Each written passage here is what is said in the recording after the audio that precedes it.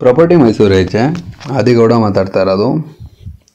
ಈಗೇನು ನೋಡ್ತಾ ಇದ್ದೀರಾ, ಪಯಣ ಶೋರೂಮು ಮೈಸೂರು ಬೆಂಗಳೂರು ದಶಪಥ ಹೈವೇಯಿಂದ ವಿಡಿಯೋ ಮಾಡ್ತಾ ಇರೋದು. ಪಯಣ ಶೋರೂಮಿಂದ ಆಪೋಸಿಟ್ ಒಂದು ಲೇಔಟ್ ಇದೆ. BMIC approval, Mysuru Bengaluru corridor approval, 911A khata ಬರುತ್ತೆ. 3040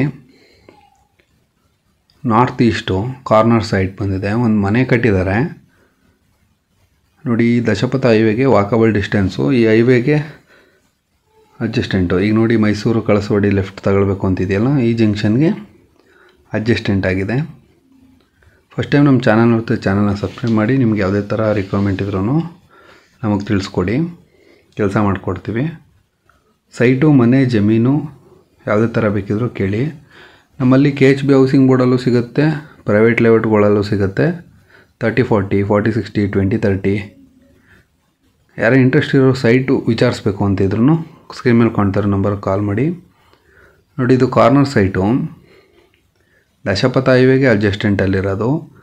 ಕಾರ್ನರಲ್ಲಿ ಸೈಟು ಅಂದರೆ ಇವರು ಬೇರೆ ಕಡೆ ಇನ್ನೊಂದು ಮನೆ ಕಟ್ಟಿದ್ರು.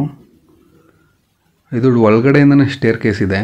ಮೇಲ್ಗಡೆ 2 BHK ಅಂದರೆ first floor, ground floor single BHK.